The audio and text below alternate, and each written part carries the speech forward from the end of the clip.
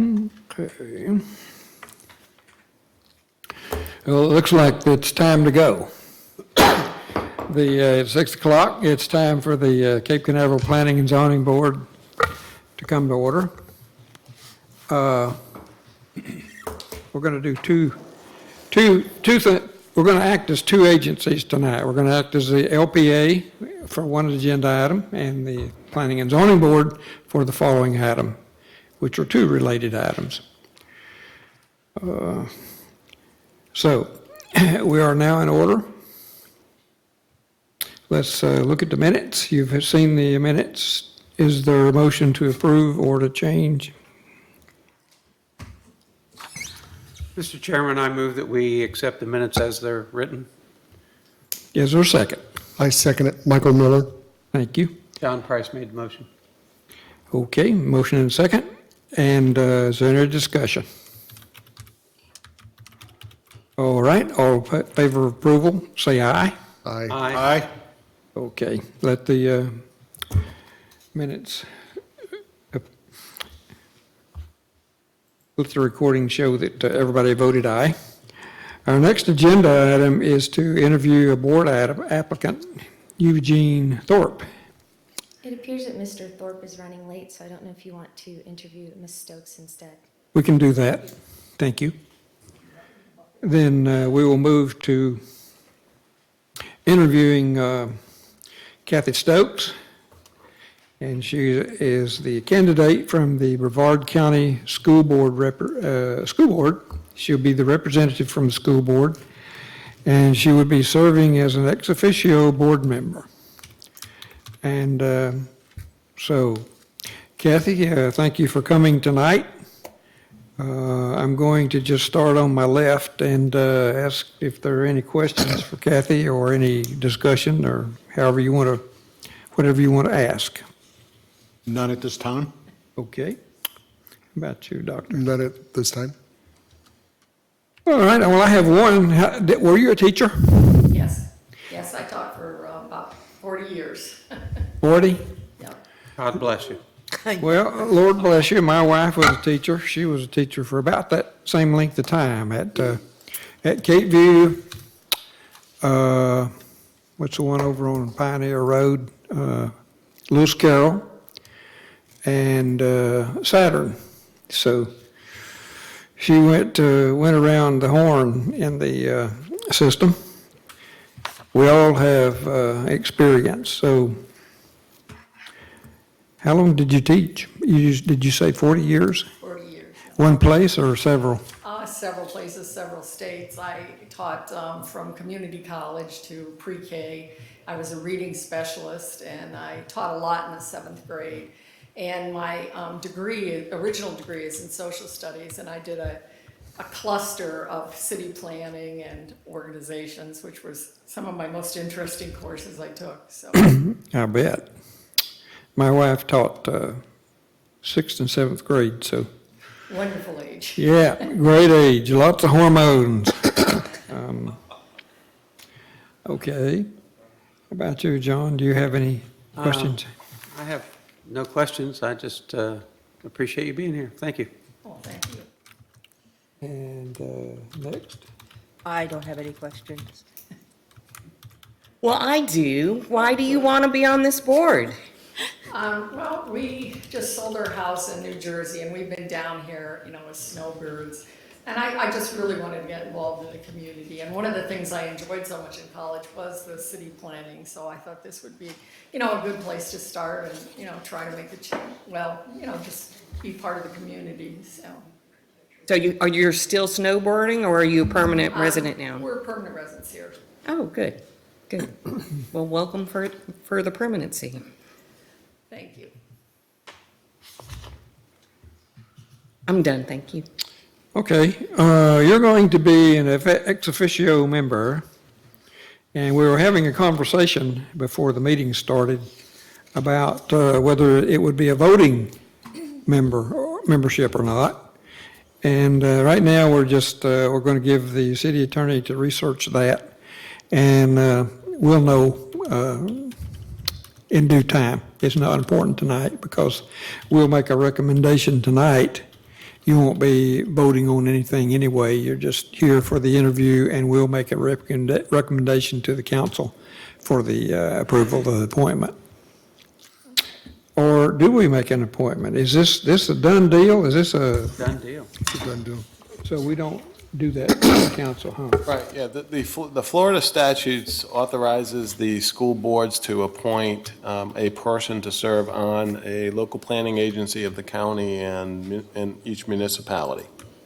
And that appointment is made by the school board, and the person under the statute is non-voting member of the land planning agency unless the governing body of the jurisdiction states otherwise, that the person can vote as an LPA member. And that's the general law.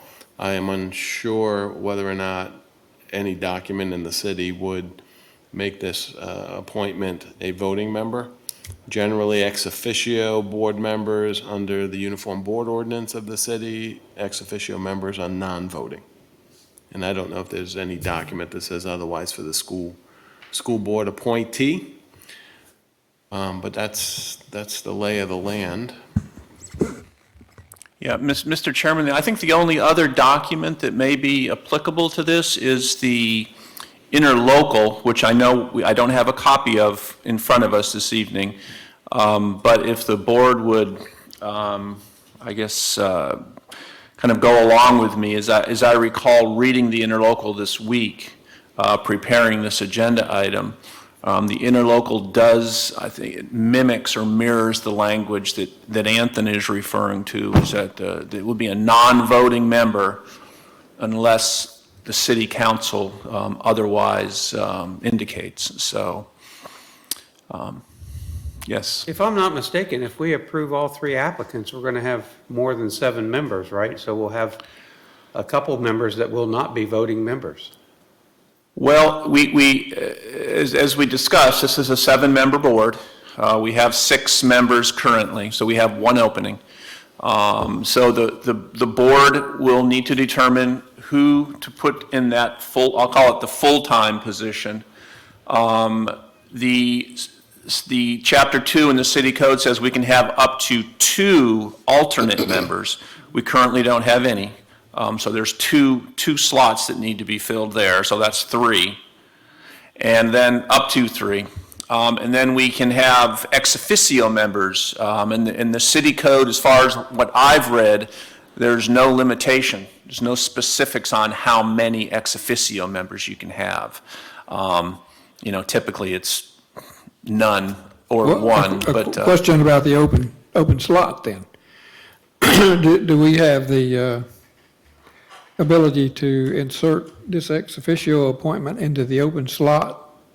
No, that'd be a voting member, wouldn't it? It'd be Yes. a voting slot. That would be, Yeah. yeah. Okay. Yeah. So then, as time goes by, we'll fill the open slot. We'll have a 7-member board, plus Kathy Stokes, who will be our ex officio advisor, okay, from the school board. And so, if I understand correctly, she's a member. She's now a member of the Planning and Zoning Board, local planning agency, right? Well, the code, Chapter 2 of the code says that ex officio members have to go through the same process as a full-time member, which means she will be interviewed tonight in front of the board, and then she will need to go in front of the city council for their interview, just like a full-time board member would. So she follows the same process as a full-time board member. So after the council meeting in August, if the council goes ahead and appoints her, then she would be eligible and come and meet with this board anytime after that August council meeting. Well, I'm confused. If you're saying if the council appoints her, she's already, my documentation says she's been appointed already by the school board. She's been appointed by the school board, that's correct. However, since the code says she has to go through the same process as a full-time board member, she still has to be interviewed by this board, and she still has to be acted on by the city council. It's perfunctory, but still have to follow that process. Okay, that's the way we'll turn the crank. One question? Sure. Karen, when you were talking to the folks at the school board, did they indicate what what they thought your duties would be? That, would you be voting, or?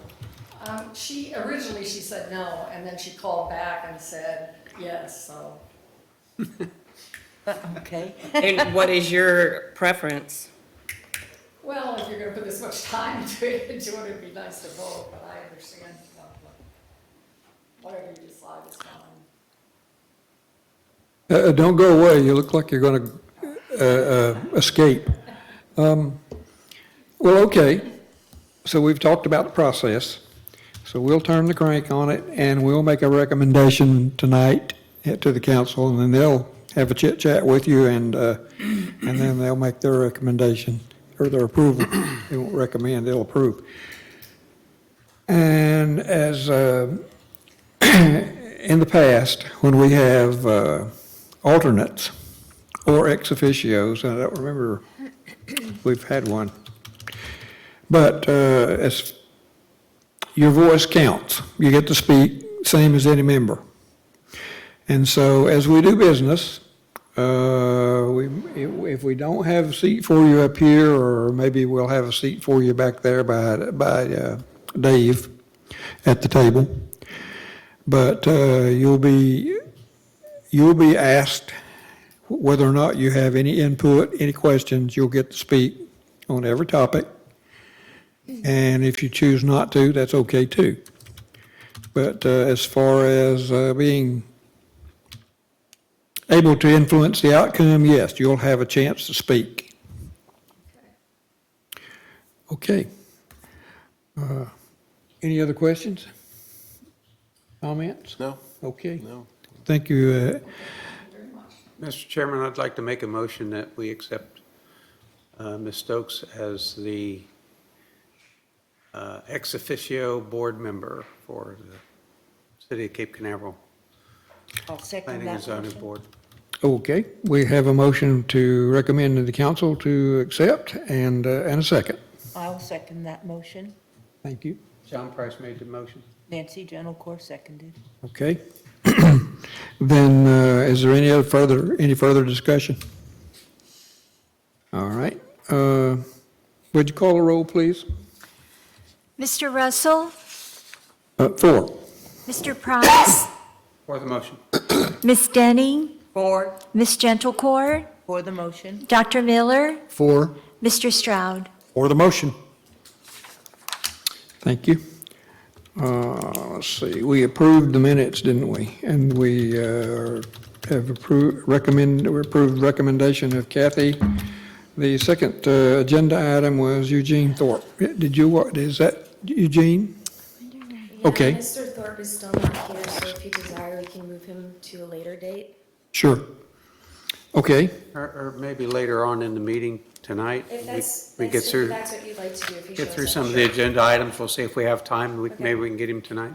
Okay. yeah, we should. If he comes, and we should, okay. All right. Our fourth item was to interview another board applicant, Joe Sojourner. She's out of town.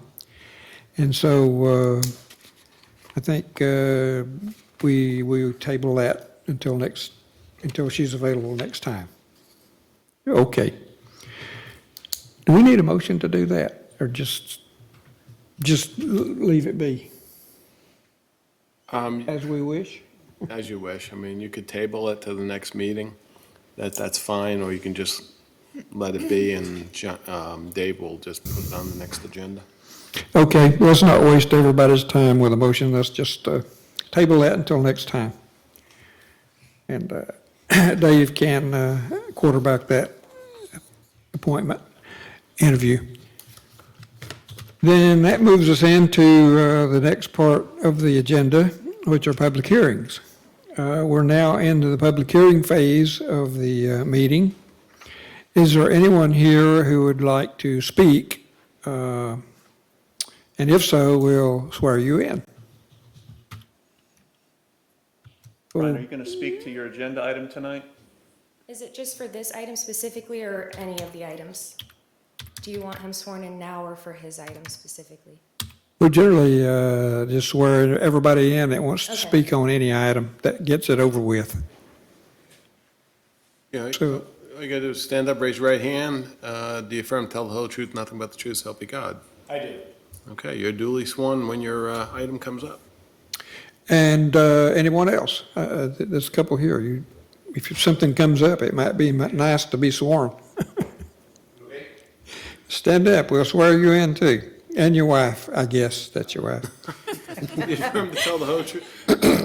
Mistake. If you're going to speak tonight, I guess the chairman wants everyone sworn in. Do you affirm to tell the whole truth, nothing but the truth, so help you God? You're duly Okay. sworn. Okay, thank you.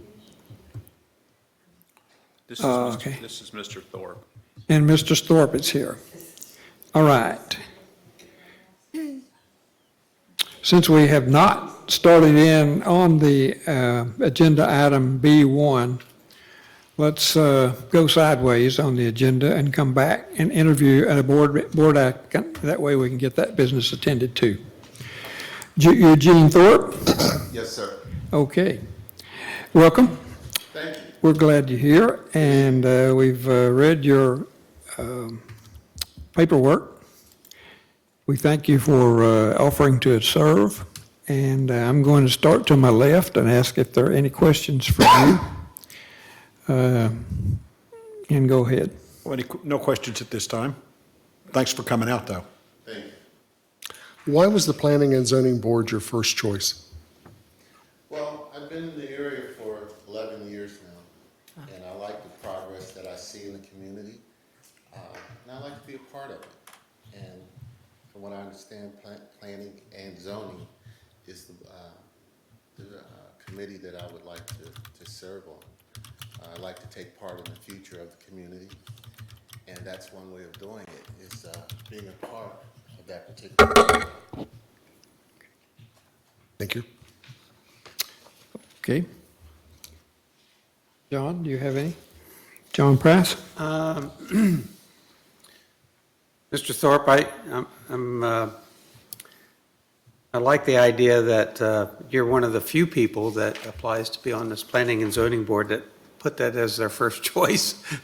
That's nice. And I really don't, I mean, I like everything I see here. I really don't have any questions for you. I just want to say that, the Planning and Zoning Board is, in my opinion anyway, pretty significant for the city.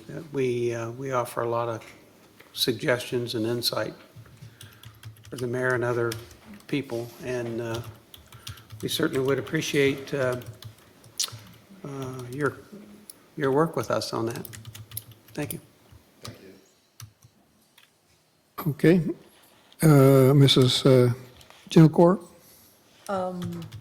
The only question I had is, I heard you live here 11 years. Is your business in Cape Canaveral also?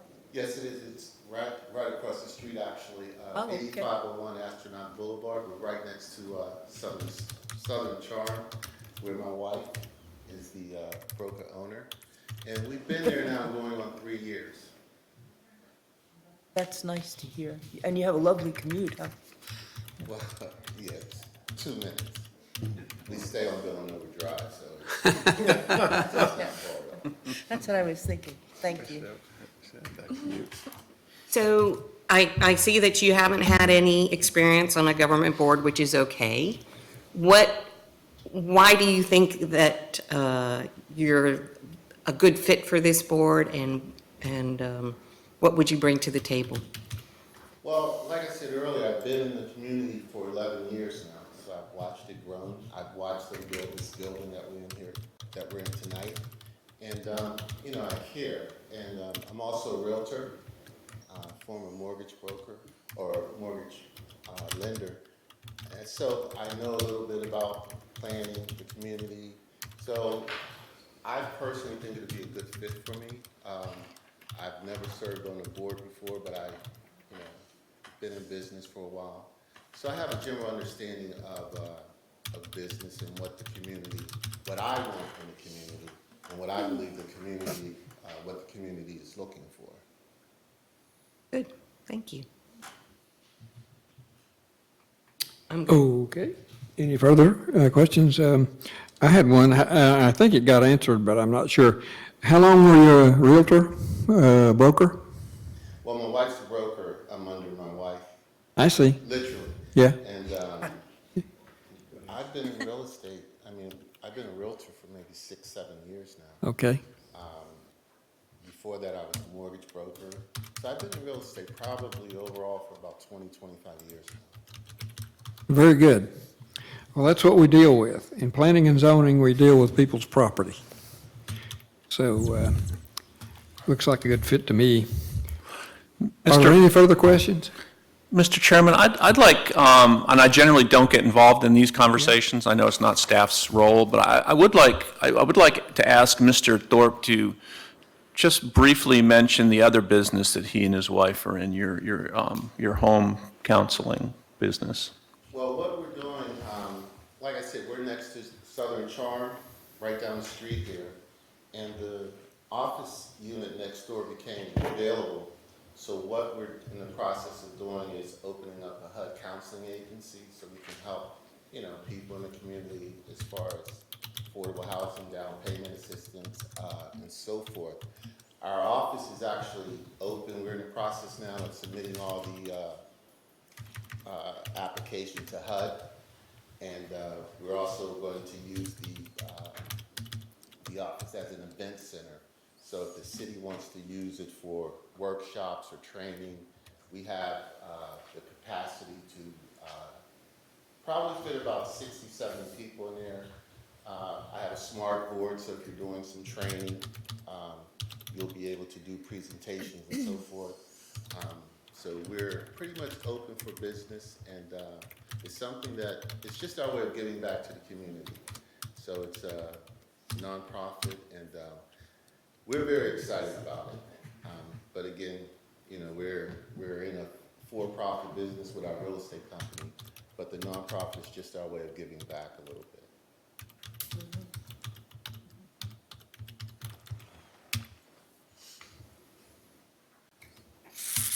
Okay, any further questions? Okay, let's hear a motion to recommend the gentleman to the city council for approval. Mr. Chairman, I'd like to make a motion that Mr. Thorpe be accepted as a member of the Planning and Zoning Board. Board Member Stephen Stroud seconds the motion. Thank you. All right, we got a motion and a second for a recommendation to the council. Any further discussion? All right, would you please call the roll again? Mr. Russell, For. Mr. Price, For the motion. Ms. Denny, For the motion. Ms. Gentlecourt, For the motion. Dr. Miller, For the motion. and Mr. Stroud. For the motion. Okay, thank you. The motion passes. So You're next. You understand the process at this point, right? Goes to the city council, and they approve you, and then you become a member of the board, okay? All right, good. You have one more stop.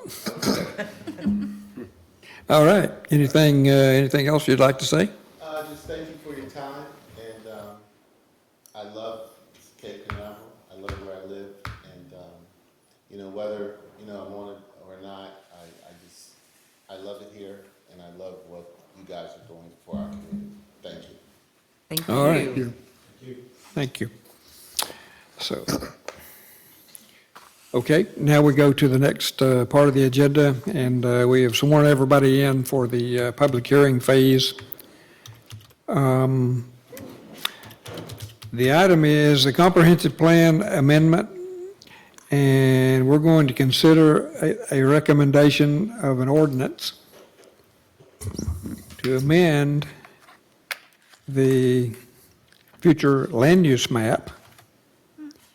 And then, after our dealing with that, our next item will be to change or recommend a change to the zoning.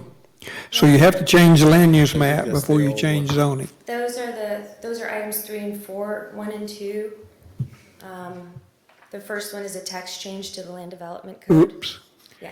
That is one reason it pays to read the latest and greatest. I did the homework on this, and it didn't have this. No matter, we'll recover. Do you need an amended packet? I have it. Okay. I have it. The second sheet was down there below the first one. But that's okay. First things first, we're going to talk about a land use change. And I'm just going to ask Dave to paraphrase what we're doing here, and then we'll vote on it. I can paraphrase for you if you want. Oh, I'm sorry. It's okay. I didn't mean to usurp you. It's okay. It's just You're in very good hands, Mr. I Chairman. know we are. She's been good. Go. The first item is ordinance number 27-2001, and it's essentially a housekeeping item to amend the land development code to match the changes we made to the rezoning notice requirements. As you guys know, we were doing the city-initiated rezoning project, and as we're getting ready to go into the private property, we realized that this was a change that needed to be made as well. And we'll probably be seeing more of these, don't you think? I'm not sure specifically for notice, but eventually I will be bringing back the city-initiated rezoning for the private properties. Because there are a lot of properties down Right. down through there that'll want to do this. Yes. Okay, go ahead. So like I said, the proposed ordinance provides additional housekeeping intended to provide some flexibility when we amend the future land use map or make any future land use amendments. I'd like to just add something real quick, Mr. Chairman. Right now, the code, if we interpret it literally, we would have to go around and put a sign Right. in each property that we're going to be rezoning here in the future. So let's just say that's roughly 500 signs, and that seems like a monumental task when we're processing these in big groups. So for what we're doing is we're saying, hey, we're just changing this for city-initiated large administrative rezonings. Very similar to what we did about a year ago when we changed the code for same city-initiated administrative future land use map amendments. We're just making the zoning part of it consistent with the land use.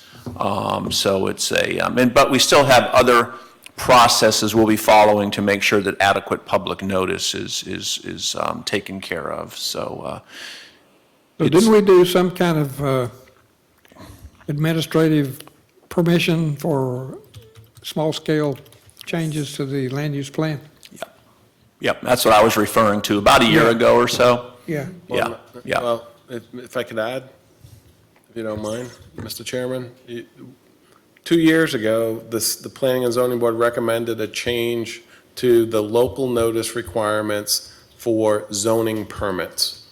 One of those changes that you recommended that was approved by the City Council dealt with comprehensive administrative rezonings, Right. where the city initiates comprehensively numerous rezonings.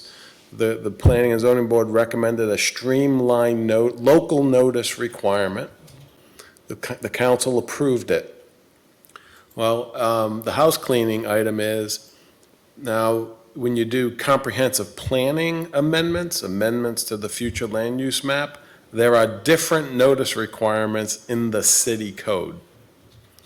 So someone's head doesn't explode trying to do notices, because there are different types of notices. All this ordinance does is makes comprehensive plan future land use map notices the same as zoning permit notices. So there's one local standard, and that local standard would apply for zoning permits as well as future land use map amendments.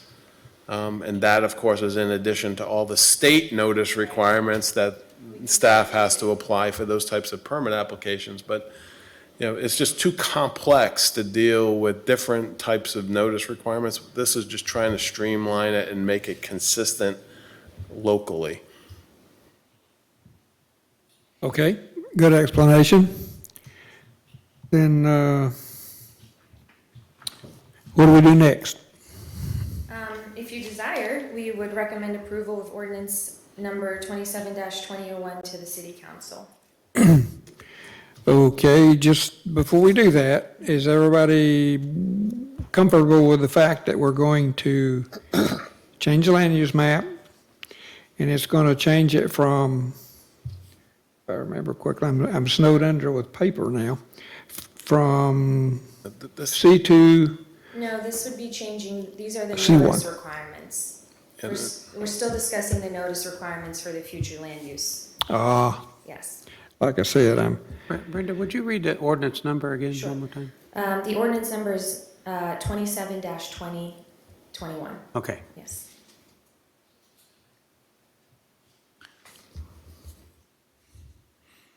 We'll be getting to those zoning ordinances here in a moment, Right. Lamar. stand by a minute, let me regroup.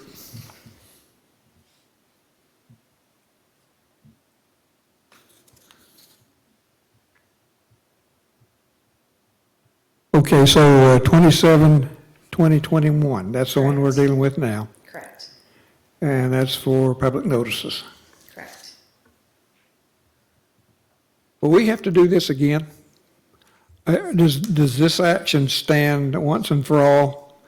Because we're going to be doing this same little thing when we change commercial to residential as we march down the highway on the backside of the blocks. That's part of the reasoning for doing this change, is that when we get to those private properties, we won't have to, like Dave mentioned, the way the code reads or the way we interpret is we'd have to physically post each of those properties. So if there are 500 properties, it would be challenging.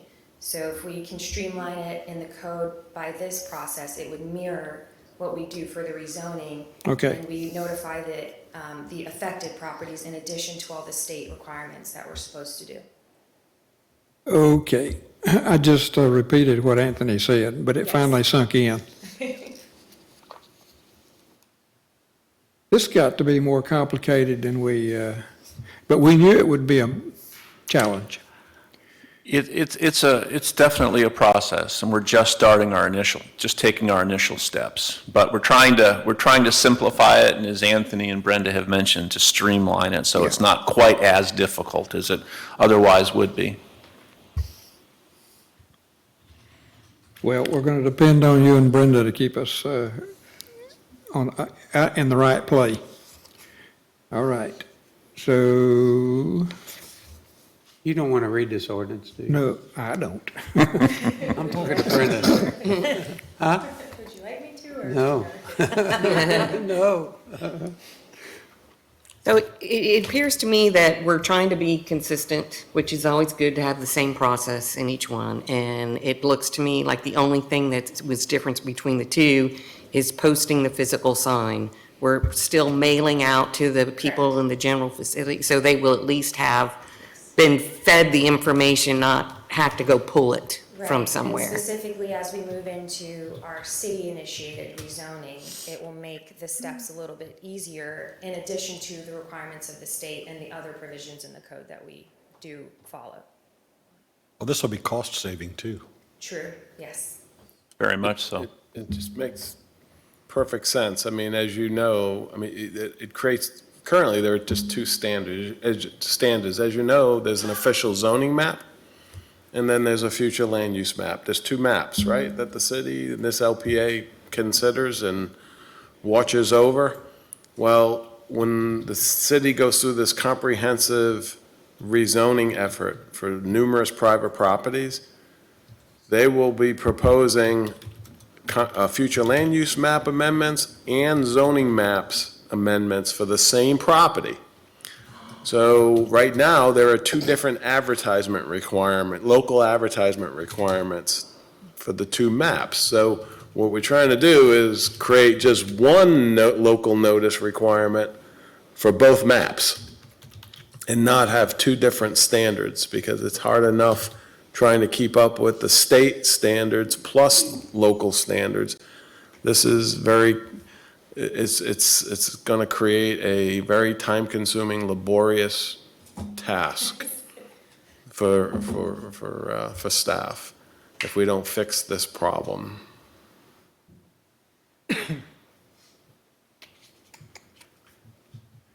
There's a story about this process about Long Point Road. Sometime we got a little more time, I'll tell you that story. Because our board was instrumental in a landmark case with the Florida, actually it's Florida Supreme Court. Determined that you cannot rezone until you have changed your land use map. And we rezoned a piece of property on Long Point Road, and the guy built something different, and he won the case because we didn't change the land use map. So that's why we're doing this. All right, our next move is to approve or disapprove this, or recommend. Let's have a motion to recommend approval of this ordinance. Susan Denny recommends the approval of ordinance number 27-2021 as written. Michael Miller seconds that. Thank you. And any further discussion? Okay. Patty, would you call the roll, please? Mr. Russell, For the motion. Mr. Price, For the motion. Ms. Denny, For the motion. Ms. Gentlecore, For the motion. Dr. Miller, For the motion. and Mr. Stroud. Okay, now we'll see if we can get this next one right. Brenda, take us through what we're doing with the next one. So the next item is ordinance 33-2001, amending the text of the comprehensive plan. So we'll throw it to Anthony if he doesn't mind to explain the state's intent, but Okay. essentially we need to add an element to the comprehensive plan that the city has, and it has to deal with private property rights. Right. Okay, Florida legislature this past legislative session adopted a change to the Community Planning Act. As this board is aware, you review the city's comprehensive plan. The comprehensive plan has numerous elements in it. For example, the future land use element, the housing element, the capital improvements and element for infrastructure, et cetera, et cetera. Well, now all local governments have to have a new element called property rights. And that property rights element needs to be expeditiously added to the city's comprehensive plan because the Department of DEO, the State Department of Economic Opportunity, will not process any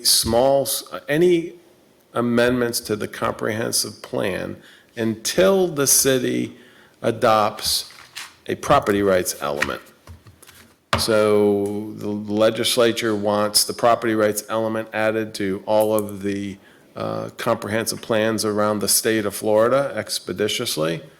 And this ordinance proposes a new property rights element for Cape Canaveral. The legislature is given local governments free hand to create their own property rights element, or at a minimum, adopt a property rights element with 4 prongs to it. And that's what this ordinance proposes. You better tell us the 4 prongs, because I'm getting ready to ask you, what does that thing do? Right, so the proposed ordinance simply adopts the minimum standard that the legislature requires. The 4 provisions the prongs are, the right of a property owner to physically possess and control his or her interests in the property, including easements, leases, or mineral rights. Say that again, the right of the property owner to do what with the easement? Okay, it's on page 3 or 4 of the ordinance. The right of a property owner to physically possess and control his or her interests in the property, including easements, leases, or mineral rights. The second prong is the right of a property owner to use, maintain, develop, and improve his or her property for personal use or for the use of any other person, subject to state law and local ordinances. The third prong is the right of the property owner to privacy and to exclude others from property to protect the owner's possessions and property. And the fourth and final prong is the right of a property owner to dispose of his or her property through sale or gift. So those minimum property rights standards must be in a local comprehensive plan, based on the edict from the Florida legislature. Boy, something must have happened to somebody in the legislature that caused them to come up with this one. Because this is the way we've been doing business for a century. I don't think there's any surprise on the minimum standards that the legislature put in the statute. They just felt that it needs to be placed in all comprehensive plans. So property rights, are those, those rights that, are judicially acknowledged, that are acknowledged in, constitutional, interpretations, and statutes. And all this ordinance does is just recognizes those existing property rights that are, judicially pronounced in law. Nothing more, nothing less. This is just the minimum required under the new Florida law. And until this, I'll repeat again because it's worth emphasizing, until this change occurs in Cape Canaveral, the city cannot submit any other comprehensive plan amendment to the state of Florida. And that would include not only, the comprehensive rezoning amendments that are on the drawing board with staff, but also includes the one that is being presented by a private property owner this evening on tonight's agenda. So, until we get this element included into the comprehensive plan, we're at a standstill on any other amendments in terms of submitting to the state. The other thing I would point out, that this is not, the fast track process for comp plan amendments to do this element change. This LPA has to make a recommendation to the city council. The city council then has to have one transmittal public hearing. Then after that public hearing, it gets submitted to the state of Florida for review. The state reviewing agencies have 30 days to review what the city's proposing, send back comments to the city, and then the city council will have one final adoption hearing to consider final approval of this element. And so we're looking at approximately 90 days or so to actually get this completed. That's for this amendment. This amendment completed, so we can proceed But with other amendments. Do we have to do that 90-day trick every time we change the land use plan? No, because, there are exceptions to the state review process, the lengthy state review process. There's a small-scale amendment process that's more streamlined, but we can't even do small-scale streamlined amendments until this element is adopted by the city. So, this just went into effect in July. Today's July 28th, your first meeting in July. And we moved expeditiously to get this before this agency so we can get this house cleaning exercise taken care of so we don't hold up any other proposed comprehensive plan amendments. And if I may add that I intended to present another phase of the private property rezoning potentially next month, but as Anthony said, until we adopt this ordinance, we can't move forward with any of those. Okay, fair enough. Okay, board, let's get this done. I'll ask if there's any input or comment from the board members, beginning on my left as usual. You have any input or comment? Yeah, I was just reading the Florida statute, Chapter 163, Section 3161, and I thought some of this was already covered in that. This was something I'm reading from the 2011 Florida statutes. It looks like it's an enhancement of item 10. Right, and I'm not privy to like the thinking of why this element specifically was needed, but I know we're not the only city obviously that's having to do this, and I've been on some discussions with other members and they're also confused. It seems like it's a repeat of some language Yeah. that we have, but Yeah, it seems like almost a duplication, but with a Right. little more description to it. But that verbiage, part of that verbiage does exist within that chapter. right, but the distinction, I guess, is that we don't have an element in our comprehensive plan that includes that language, and so that's what we'd be doing here tonight. But wouldn't the state statute override the local? I'm not sure. No, well, the state statute requires that this element be put into the comprehensive plan, so it's not a conflict, it's a directive. You will do. You will do it, so we are doing it, as instructed by the legislature. I mean, Florida legislature, I mean, it's no secret, I mean, it's a very pro-property rights legislature, has been for a significant number of years. Yeah, this was an attempt to do a due diligence on this to fully understand some of the reasoning behind it, so I Well, appreciate as it. what often, not all the time, but I'll just say sometimes a particular legislator gets twisted about a particular item, and they run some legislation through the process and get it adopted. I don't know what the backstory is on this particular statute or this particular law, but I'm sure if we traced it back, there's somebody who got twisted over this issue, and they wanted to get something on the books, and so that's what we're doing. Well, what'll get us through this is as long as this is not in conflict with anything in the state statute, then all we're doing is approving more and better. No further comment? Yeah, I think there's a backstory here, and if anybody ever digs it up, I'd like to hear it. Somebody's ox got gored, and somebody wanted to do something. So there's a story there. We just haven't heard it yet.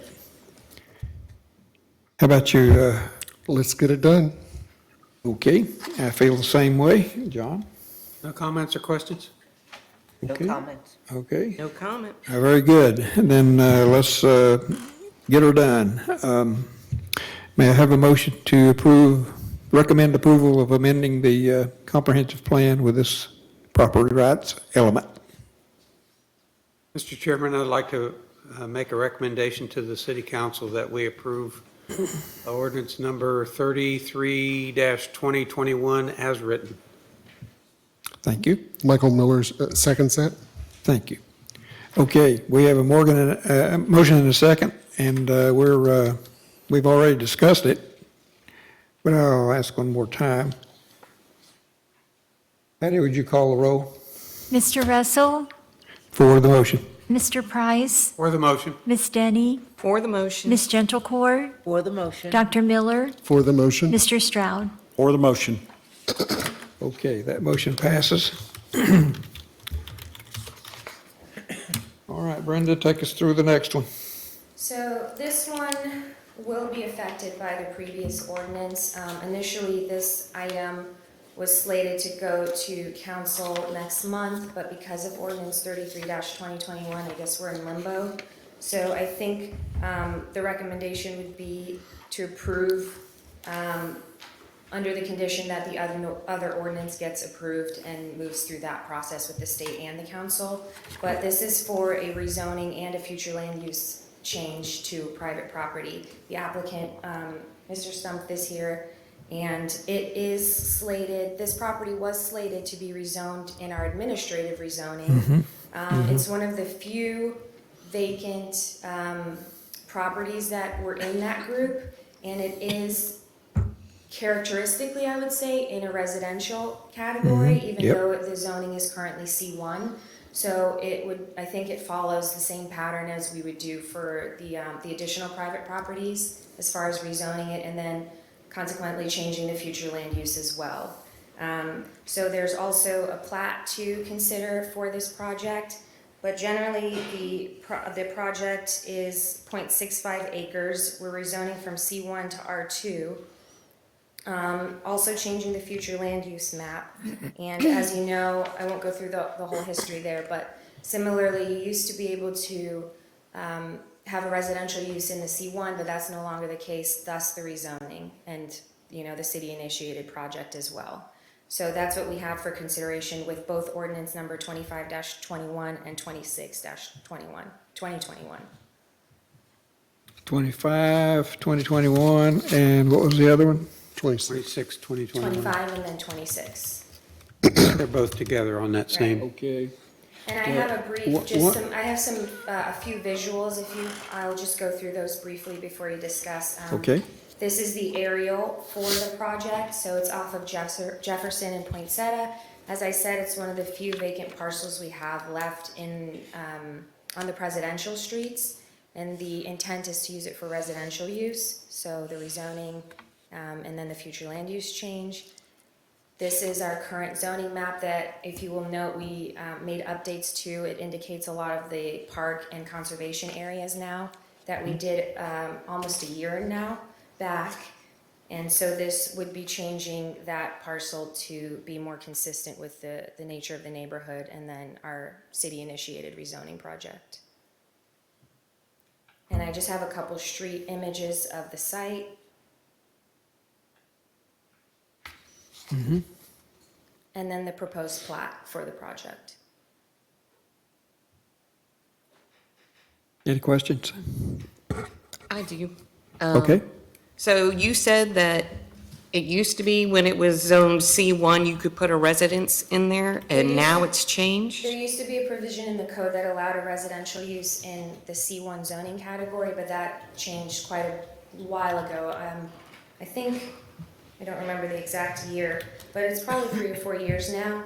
And because of that provision, and the reason we were doing the city-initiated rezoning project is because we have a bunch of non-conforming properties that have a residential use or structure on them, and they're zoned C1. Yeah. So later we will be doing those properties, and this property was in that group, but the applicant chose to initiate the rezoning on their own. Yep, I got that. I'm trying to understand why the zoning changed, that you couldn't have a residence on C1. Because we had a patchwork of mixed uses, if you will. If we go back to the zoning map, this red that's kind of along the presidential streets in North Atlantic and A1A, that is not a true reflection of the uses that are on many of these properties. Right. So a lot of these are showing as commercial, but they're residential in nature. Okay. Brenda, I think I can get you out of this ditch. No, I'm good. I know you I- have some more history on this. I lived this history. I know why it happened. 30-second history lesson. Once upon a time, we were going through a rezoning, and we were trying to make our zoning efficient, and we were trying to establish commercial areas. And so we read a zoning book, and we talked about it, and we decided that when you rezone, you're better off zoning with using streets or streams or other natural as your boundary. So we chose Poinsettia as the boundary and made it commercial. Well, almost all of the members of that then city council owned properties in those blocks. And they wanted to have it both ways. They wanted the ability to build houses on the back side and businesses on the front side. But they also wanted the option to build a business on the back side if the opportunity arose. So there was a big argument, and the compromise was to zone those blocks commercial with a residential by special exception rider for those blocks. So then everybody was happy. And we existed for about 10 years that way. And then people started building residential and going through special exceptions, and then the council started, it was a later council, by the way, they started getting irritated that they were having to process so many special exceptions to build residential on the backside of those blocks. Then the council came up with the idea, later council came up with the idea to, hey, let's go back and rezone those properties. And what really pushed it was people were trying to sell property, and when they got ready to refinance, the mortgage companies looked at the property and said, there's nothing wrong with our ability to finance the change. You're just in the wrong zone. You want to do a residential finance, but you're in the wrong zone. You're in a commercial zone. That put a cloud on the negotiations. So then they came to council to clean that up, and that's what we're doing now.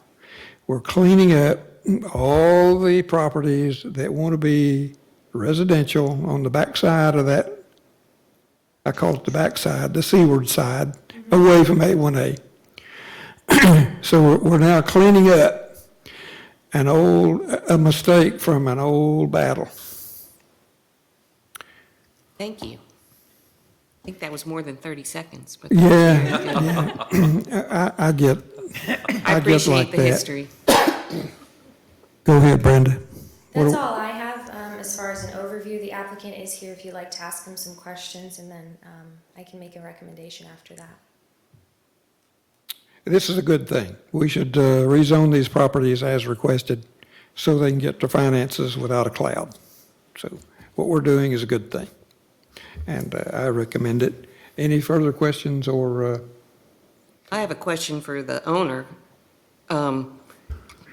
Obviously, it was zoned commercial when you bought the property, right? So you didn't need the rezoning to get your finances or whatever. I mean, did you buy the property intent to put something commercial there and then change to residential? No, I'm Brian, first off, for the record, Hi. I'm Brian Stumpf with 11th Street Development. Say your name again? Brian Stumpf. Brian, okay. I'm representing Poinsettia LLC as the property owner. We saw this property, and my background is in planning and all things, I joke, all things kind of land use and real estate. I commend you for fixing the non-conforming uses. I help communities, I'm based in Indianapolis, and help communities throughout the state update their zoning ordinances, do other things. I also do land development work. And so we've been down in the Cape Canaveral area for about a year and a half now, visiting and things. Love it. Reminds me of where my adopted hometown of Huntington Beach, California. And where I spent a lot of time growing up and where my company name comes from.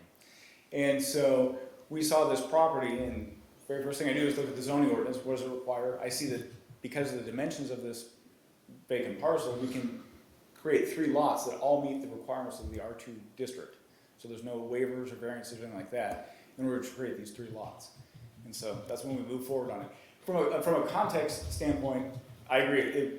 I never even imagined it as commercial, and just saw that it was the nature of it and how it addresses the surrounding community. It's a residential piece. So. Oh, I agree. It's a good spot for residents. Okay, any further questions for Brian? Thanks, Brian. We appreciate you coming here to help us tonight. Brenda? If you don't have any further questions, I think we would recommend approval to the City Council, subject to the adoption of Ordinance 33-2021. As I said earlier, so we would recommend Ordinance 25-2021 and then 26-2021. If we can get that private property element into the comprehensive plan, then he can move forward after that. All right, let's be careful then about how we write this motion tonight. If we're going to move to approve the ordinance number, but number so-and-so. And then we're going to make sure that we carefully note that it's subject to approval, the comprehensive land use amendment. So, You should make the motion then. well, I generally, before I make a motion, I generally write it down. So And I, this was supposed to be the only item, but as Anthony said, we got thrown a curveball Yeah. with that other Right. state requirement, so Yeah. cannot move forward until we do that one. I would, Mr. Chairman, just to make it easy, I would just, recommend, if you're inclined to recommend approval of both the ordinances. The timing of the second public hearing for this ordinance is going to be figured out later, once we get the property rights element up to the state and get comments back. So, that's something that staff is going to work out. We're aware of, the property rights element issue, and I don't think it's necessary to add a condition to this approval, just to keep it clean, and we'll work it through the rest of the process from here. Fair enough. okay, I heard that, but I didn't write it down, and I'm not sure I'm going to repeat it. So, I think Anthony's saying just a straight recommendation for Just the a straight ordinances. recommendation Yeah. on both ordinances of approval, And we'll work or out- not. I We're mean, gonna do a your choice. that's good. It's the first time we've ever recommended two ordinances at the same time. Do it once. You could do that. Yeah, It's okay. the same property, and it's Yeah. the comp plan amendment and the zoning amendment. I like that. Then, okay, who's going to be brave enough to propose? I will.